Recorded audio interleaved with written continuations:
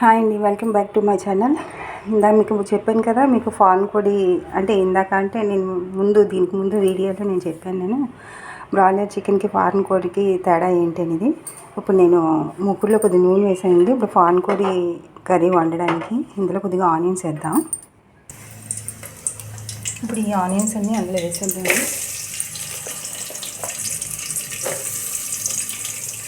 కొద్దిగా సెమీసిమ్లో పెట్టానండి, మరీ హై కాకుండా. హై అయితే ఉల్లిపాయలు మాడిపోతాయి, రాయంగా ఫ్రై అయిపోతాయి, కానీ అందులో పచ్చితనం పోయినట్టుంది.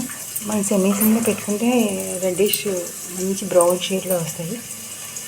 మనం అంతవరకు ఉంచక్కర్లేదు. నేను జస్ట్ చిన్నది వేగిన తర్వాత, ఎందుకంటే చికెన్ కర్రీ వండేటప్పుడు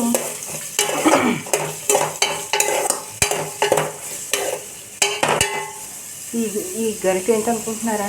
ఈ గరిటె అంటే రెండు గంటలు ఎందుకు, చికెన్ కర్రీ కదా అనేసి ముందు గరిటె ఇందులో పెట్టేస్తాను. వడ్డించుకునేటప్పుడు డిఫరెంట్గా వండుకోవచ్చు, వడ్డించుకోవచ్చు. ఎందుకంటే ఆ ఫ్లేవర్ మళ్ళీ ఇందులో మిక్స్ అయిపోతుంది.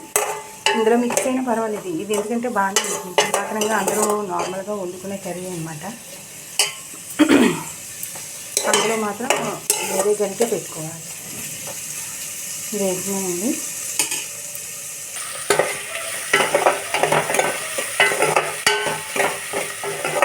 లైట్గా బ్రౌన్ వచ్చింది చూసారా? వేగిన తర్వాత ఇందులో కొద్దిగా మనం అన్నం వేసేసుకున్నాము. కూర ఎక్కువ ఉంది కాబట్టి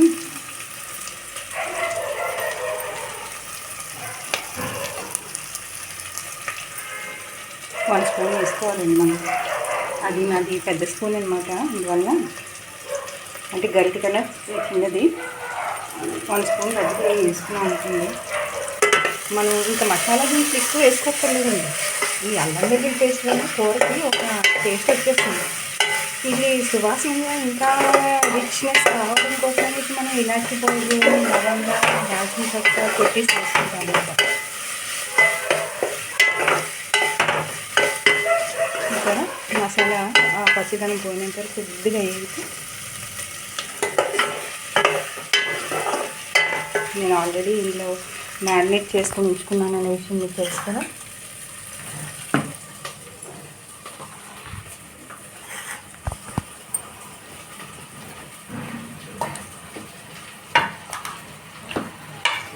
ఈ మ్యారినేట్ చేసుకోవడానికి మేము ఇంట్లో వాడుకొని ఇంకా ఇందులో వండము అనుకునే తపాలలోని నాన్ వెజ్ అన్నీ కూడా వేసుకుంటాను. అందువల్ల ఇందులోని చేశాను.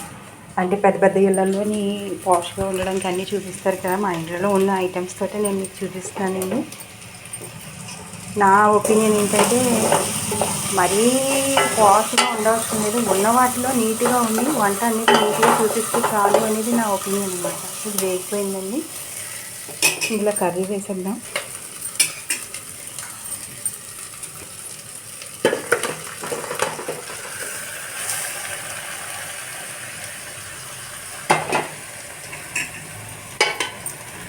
కొత్తగా ఇప్పుడు నేను అసలు యాక్చువల్లీ అల్లం వెల్లుల్లి పేస్ట్ తయారు చేయడం ఫస్ట్ మీకు వీడియో పెట్టానండి వంటల్లో. అంటే అందరికీ తెలిసిన విషయాలే, కూరలు కూడా ఇప్పుడు అందరికీ తెలిసిన విషయాలే. కాకపోతే ఎవరి విధానం వాళ్ళు చూపించుకుంటున్నారు కదా. అదేవిధంగా కూరల్లో నేను వెజ్ చూపిద్దాం అనుకున్నాను, కానీ అనుకోకుండా ఎందుకో థాట్ వచ్చింది. సరే, ఎందుకు 2 కర్రీస్ ఉన్నాయి కదా, మనకు తోచినంతలో మనం చేసి చూపిద్దాం.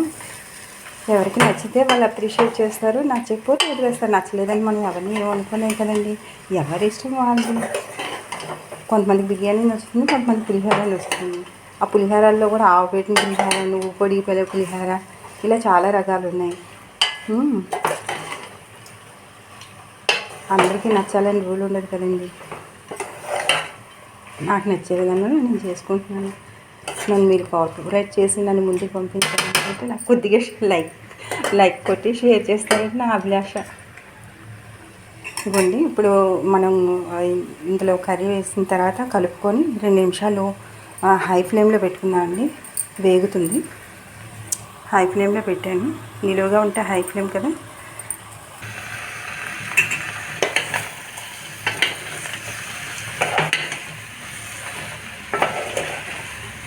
ఒక్క పెసరు నూనె లేదండి, అది మనం మూత పెట్టిన తర్వాత ఎందుకంటే హైలో పెట్టి నేను మూత పెట్టకుండా ఉంచాను. కలిపిన తర్వాత మూత పెడతాను. నాకు ఇంకా నేను ఏవి కొనుక్కోలేదు, జస్ట్ మొబైల్తో షూట్ చేస్తున్నాను. ఎందుకంటే నేను అంత ఎత్తుకి వెళ్ళగలనా లేదా అని ఒకవైపు అపనమ్మకం ఉన్నా కాన్ఫిడెన్స్తో కొంచెం ముందడుగు వేయాలని ఈరోజు ఫస్ట్ స్టెప్ వేసాను. బుధవారం అవుతుంది. వంటల్లో అంటే 2-3 వీడియోలు అప్లోడ్ చేశానండి. అది మామూలుగా వంటకు సంబంధించి కాకుండా నేను టూర్ వెళ్ళాను, టూర్ అని అప్లోడ్ చేశాను. అలాగే ప్రజలు ఆదరిస్తున్నారు, లైక్లు కొడుతున్నారు, చూస్తున్నారు. చూసినంత వరకే నాకు ఫస్ట్ గొప్ప అయింది. ఇంకా నెల రోజులు అవ్వలేదు కదా రీస్టార్ట్ చేసి. 1 ఇయర్కి ముందు చేసినా నేను అంత శ్రద్ధ చూపించలేదు. పెడదాం అనుకుని ఉపలాటంతో పెట్టాను కానీ చేయలేకపోయాను. మళ్ళీ స్టార్ట్ చేశాను. ఈ కోడి మీకు ఇది కనిపిస్తుంది కదా, ఇది ఏంటంటే మీకు కొద్దిగా నాటు మనుషుల టైపేలేండి. తిండి దగ్గర చెప్పుకోవడానికి సిగ్గేం లేదండి. ఒక కోడి అనమాట, ఒక కోడి ఫుల్గా ఇది దగ్గర కేజీ, 1/4 కేజీ నుంచి కేజీ కూర తూగిందండి. ఎందుకంటే ఒక కోడి కేజీన్నర ఉంటే ఆ రెక్కల గిక్కలు అన్నీ ఒలిచేసిన తర్వాత వాళ్ళు బాగు చేసి ఇచ్చడానికి మనకి కేజీ కూర తూగుతుంది. ఇది కేజీ కూర అనుకుంటున్నాను. దగ్గర వారిని అడగలేదు, నా అంచనా ప్రకారం నేను చేశాను. కోడి తయారు చేసి తెచ్చని అన్నారు, అందుకనేసి. ఇప్పుడు హైలో మనం వేపిస్తున్నాం కాబట్టి ఇందులో మనం కొద్దిగా ఏం చేద్దామంటే పచ్చిమిరపకాయలు వేసేసి మూత పెడదామండి. నీరు పోయకుండా మూత పెడితే అది కొద్దిగా మగ్గుతుంది. నేను కొద్దిగా సిమ్లో పెడతాను. అది మగ్గిన తర్వాత మళ్ళీ మీకు చూపిస్తాను.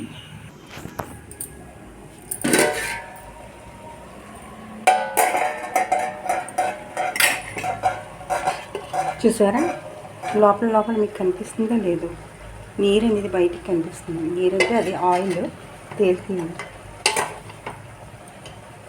చూసారా, మనం ఆయిలే లేదు మనం వేసేటప్పుడు. మూత పెట్టిన తర్వాత ఆయిల్కి ఇందులో ఉండే మాయిశ్చర్ దిగింది కిందకి. ఎందుకంటే మనం ఉప్పు కూడా వేస్తాం కాబట్టి ఎక్కువ ఉల్లిపాయలు వేస్తాం అనుకోండి స్వీట్నెస్ వచ్చేస్తుంది. అందుకే నేను దానికి తగ్గట్టు గ్రేవీ దిగాలి కానీ ఎక్కువ స్వీట్నెస్ ఉండకూడదని దాదాపు చిన్న ఉల్లిపాయలు అండి. మరీ చిన్న ఉల్లిపాయలు కాదు, మరీ పెద్ద ఉల్లిపాయలు కావు, మీడియం కన్నా కొద్దిగా చిన్నవి అనుకుంటున్నాను. ఉల్లిపాయలు అలాంటివి దిగుతున్నాయి. ఒక 7 వేసానండి. ఇప్పుడు మనం కలుపుకున్నాం. ఇందులో నేను కారం వేయండి, ఎందుకంటే ఆల్మోస్ట్ నేను కారం 2 స్పూన్స్ దగ్గర వేసేసాను. కూర దించుకునేటప్పుడు చూసుకుందాం. ఇప్పుడు కలిపాను కదా, ఇందులో నీరు వేసేద్దామండి. ఇప్పుడు ఆల్రెడీ ఇందులోని మనం కూర తీసి ఇచ్చేసాం కదా, అందులో కొద్దిగా 1 గ్లాస్ నీరు వేసాను. కానీ 1 గ్లాస్ అనేది దీనికి సరిపోదండి. ఇంకో గ్లాస్కి కూడా నీళ్ళు వేసేస్తున్నాను. అలాగే ఇంకో గ్లాస్ కూడా వేద్దాం. మొత్తం 3 గ్లాసెస్ వాటర్ వేద్దామండి, ఎందుకంటే కూర చాలా గట్టిగా ఉంటుంది, ఉడకాలి కదా.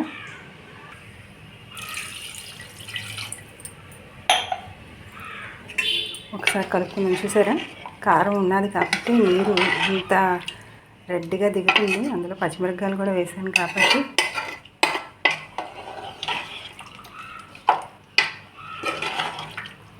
ఇందులో మేము అన్నీ వేస్తామండి. నాకు కందనకాయలు ఇష్టం అండి, గుండెకాయ ఇష్టం ఉండదు.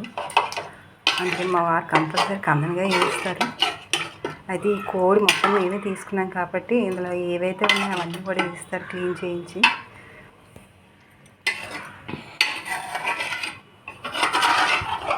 అవి వేరేగా ఇవి వేరేగా వండుకోవాలి అంటే లాట్స్లో మనం కొనుక్కొని చేసుకునేటప్పుడు అప్పుడు కందనకాయలు వేరు, గుండెకాయలు వేరు, రెక్కలు వేరు ఇలాంటివి వండుకుంటామండి. ఇప్పుడు ఏంటంటే కోడి పాలంగా ఇంటి కోసం తీసుకొని వచ్చింది కాబట్టి ఆ కూర అంతా ఏ విధానంలో వండుతున్నామని చూపించడం కోసం అనేసి మీకు మొత్తం కర్రీ అంతా నేను ఇలా చూపించేస్తున్నాను.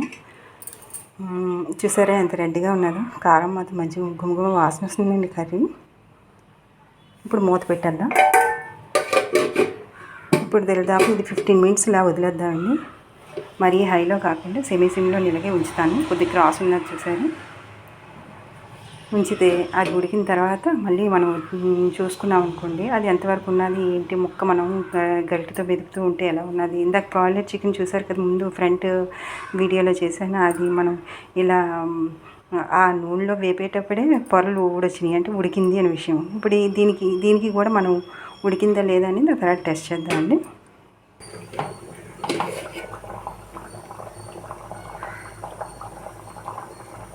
ఇంకా దాదాపు 10 నిమిషాలు టైం పడుతుందండి. ముక్క బాగా ఉడకాలి కదా. కూర ఎంతవరకు వచ్చిందో చూద్దామని మళ్ళీను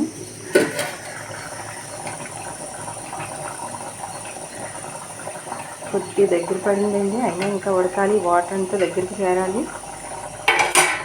చెప్పాను కదండి, నాటుకోడిలాగే ఇది కూడాను. చాలామంది కుక్కర్ ఎక్కించేసుకుంటారు. నాకు కుక్కర్ ఎక్కించుకోవడం ఇష్టం లేక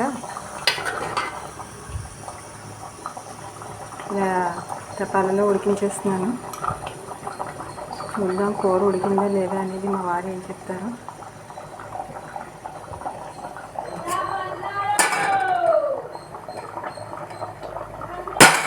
ఇంకా ఉడకాలండి బాగా, చాలా గట్టిగా ఉన్నది.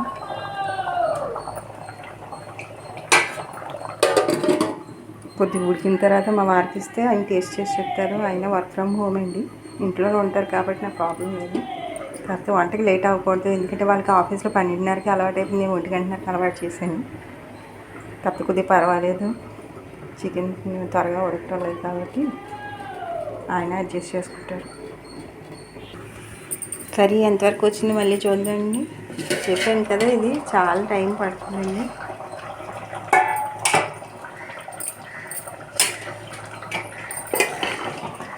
దగ్గరికి అయిందండి గ్రేవీ, బాగుంది.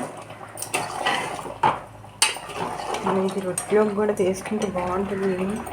కలర్ అయితే బాగా ఉన్నది. కారం ఎలా ఉందో ఇంకా చూడాలి. ఉప్పు అయితే సరిపోలేదు, కొద్దిగా వేసానండి నేను.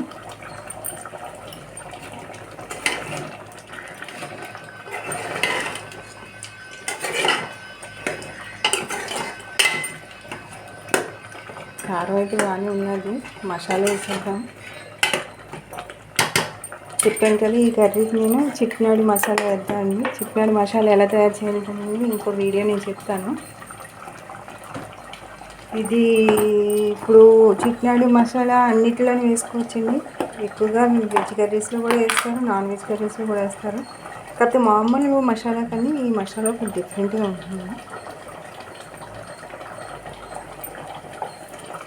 నేను 1/2 స్పూన్ వేసానండి, ఎందుకంటే ఇది కూర ఎక్కువ కాబట్టి 1/2 స్పూన్ వేసాను.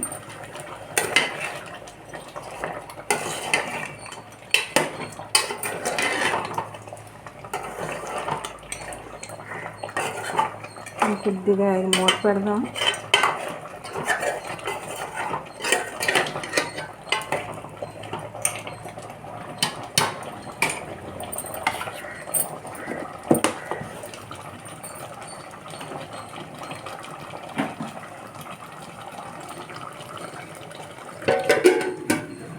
కొద్దిగా తగ్గిద్దాం మంట.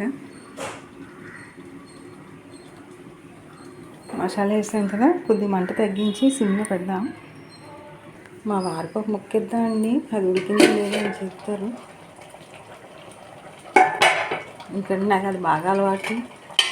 మా వాళ్ళకి మా పిల్లలకి బుర్ర తినిస్తాను, ఒకసారి చూడండి అని. వాళ్ళు కూడా తింటారు హ్యాపీగానే, పర్వాలేదు. గట్టి ముక్క ఇచ్చామనుకోండి, ఉడికిందా లేదా బాగా చెప్తారు.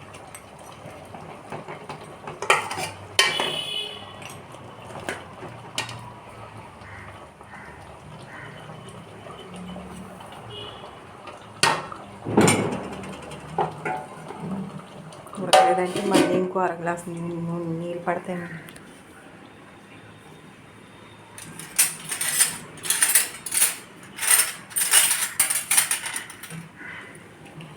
స్పూన్ పట్టుకుని వెళ్ళినా ఆయన చేతితోటి తినేస్తారండి. మా బుజ్జిగాడు కూడా వాసన పట్టేసాడండి, ఆడు చూస్తున్నాడు తెగ.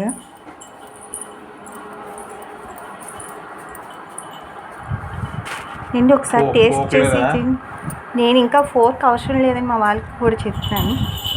ఫోర్క్ తెమ్మంటారా? తెస్తాను నేను. చూడండి, మా బుజ్జిగాడు మా వారికి టేస్ట్ చేయడానికి ఇస్తే వాసన దాని నుంచి పట్టి వంటల గట్టితే తిరుగుతుంది. ఇంకా ఉడకాలండి,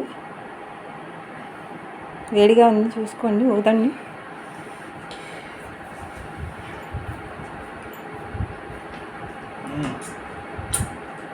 ఇంకా ఉడక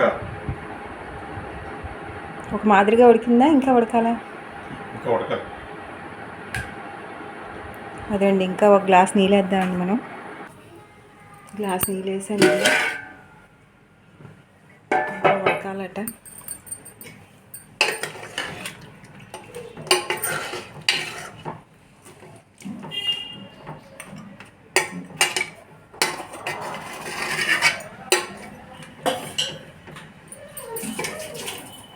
ఎలా ఉందండి? ఉప్పు కారం కాదు, ఉప్పు కారం సరిపోయింది.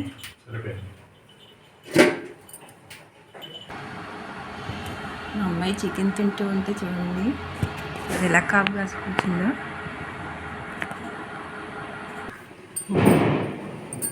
కర్రీ ఎంతవరకు వచ్చింది చూడాలి.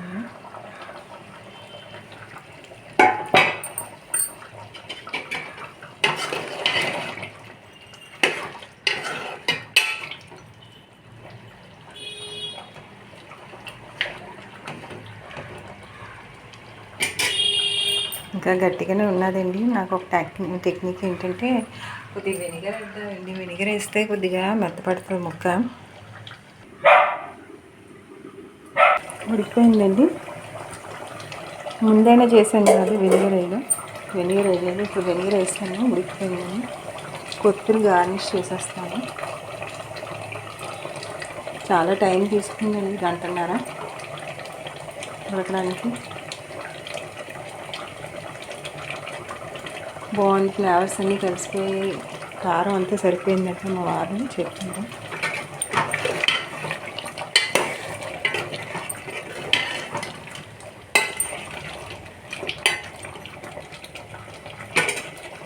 స్టవ్ ఆపేసానండి. ఇదండి మా కూర. ఇంకోసారి చూసుకోండి. ఇది కూర చాలా టేస్టీగా ఉంటుంది. మీరు కూడా ఈ విధంగా ట్రై చేసి చూడండి. కాకపోతే ఏంటంటే ఇంత ముద్రగా ఉండేటప్పుడు వెనిగర్ వేసుకున్న, నిమ్మకాయ వేసుకున్న బాగానే ఉంటుంది. నిమ్మకాయ ఫ్లేవర్ కొద్దిగా మారుతుంది కాబట్టి మీరు వెనిగర్ వేసుకున్నారనుకోండి అది బాగా ఉడికిపోతుంది. అంత గట్టిగా ఉండేటప్పుడు నాటుకోడి అయినా సరే వెనిగర్ వేసుకుంటే ముక్క బాగా ఉడికి తినడానికి బాగుంటుంది.